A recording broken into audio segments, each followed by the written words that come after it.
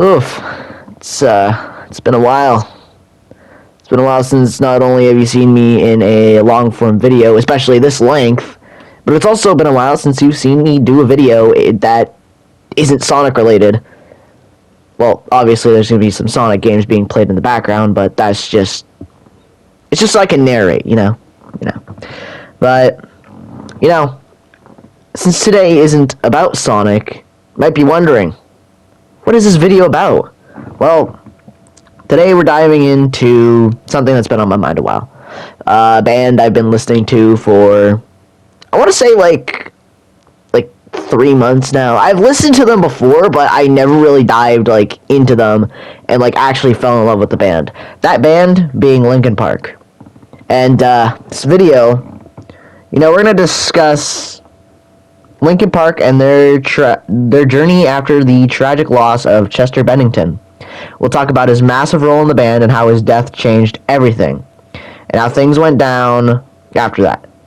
But we've got some controversial opinions on what came next, so make sure you stick around for the full story. Let's start with Chester. If you've ever listened to Linkin Park, you already know that Chester was the heart and soul of the band. He wasn't just the lead vocalist, he was an emotional anchor. His raw, emotional delivery made songs like In the End, Numb, and Crawling iconic. He was also the perfect balance for Mike Shinoda's more rapped verses. I hope I did not just butcher the name. Those contrasting styles gave the band a unique sound that nobody had. Chester didn't just sing. He poured his soul into every word, and you could feel the intensity with every performance. He was like the voice of a generation. For many fans, he was a lifeline. But with all that's happened in his past and all this fame, eventually it had to come to an end. And on July of 2017, tragedy struck. Chester Bennington passed away. It felt like the world stopped. Linkin Park's future was suddenly uncertain. And for good reason, losing someone like Chester is a massive blow. Not only to the band, but to the entire music community.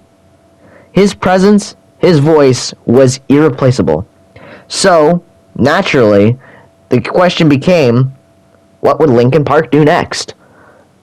Well, what they decided to do is they took a 7-year break from producing music, because you kind of really can't do it without Chester. Chester was the whole image of the band. When you thought of Linkin Park, you thought of Chester, or whatever you preferred most, the drummers to the lead guitars, but it was mainly Chester. Chester was Linkin Park.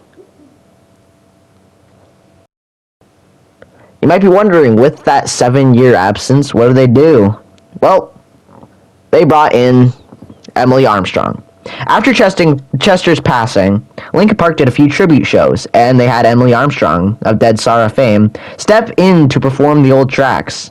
Now, don't get me wrong, Emily has a great voice. She's a talented singer, and Dead Sarah has a solid fan base. But there's just something about this voice that did not sit right with a lot of fans, me included. Now, I'm not saying Emily is bad at what she does. She's a powerful vocalist, sure. But singing Linkin Park songs, it just felt wrong. Chester's voice and the emotion behind it were inseparable from the music. He wasn't just the singer. He was the voice of those songs. So when Emily stepped in, it kind of felt like trying to fill shoes that no one could ever fill. It wasn't just the technicality of singing Chester's lines. It was the soul behind them. And unfortunately, she didn't have that same thing. It fell off. Linkin Park was trying to replicate something that was lost forever. Here's the thing, though. Some fans loved the tribute shows and felt that Emily did a decent job. But in my opinion, she's not right to replace someone as irreplaceable as Chester. Going back and singing the old songs just didn't sit right. Like, that would have been fine if they had completely new songs to fit her vocal range and her emotion. Because her emotion and Chester's emotion are two different things. Completely. Same with the vocal ranges. So it just... Hearing her sing Numb or In the End, it just didn't sound right. I mean, how do you replace that kind of magic? The chemistry between Chester and the band, it's impossible. And trying to carry on the performance of those songs without Chester just felt like a disservice of his memory and what Linkin Park was. Now, here's where it gets interesting. Linkin Park did go on to record new music. And guess what? Emily Armstrong wasn't just filling in for Chester anymore. She was actually part of the creative process for the new album. And I've got to say, I've been listening to it. The Emptiness Machine, Heavy as the Crown, they all actually sounded pretty good. And I know what you're probably thinking, Sonic Den, didn't you just absolutely crap on Emily Armstrong? Yeah, I did. It's just like, there's just a divide within singing the old songs and singing the new songs. It's kind of like a for fun, for glory type thing. But I digress. She's not just trying to be Chester. She's carving out her own identity in the band. And honestly, the album sounds good. That's the big difference here. Emily's not trying to be a Chester clone. She's being herself. You know what? I actually respect that. She's got a more grittier, raw sound. And on this new album, it feels like Linkin Park is evolving rather than just pretending to be Chester, like he's still with us. Emily's voice just works, and I don't really need to explain how it works. Just listen to the album. It actually just works. And it just feels right, you know? It's like I'm gonna compare this to like a Sonic game, you know? Like, what it felt like when Emily was singing Chester songs, it kind of felt like Sonic Forces. Terrible. But when done right, creating new songs for a new album just kind of changed the whole point of the band. It wasn't trying to erase what Chester did. It was more preserving and building upon that, if that makes sense. So, to wrap this up, Chester's legacy is untouchable.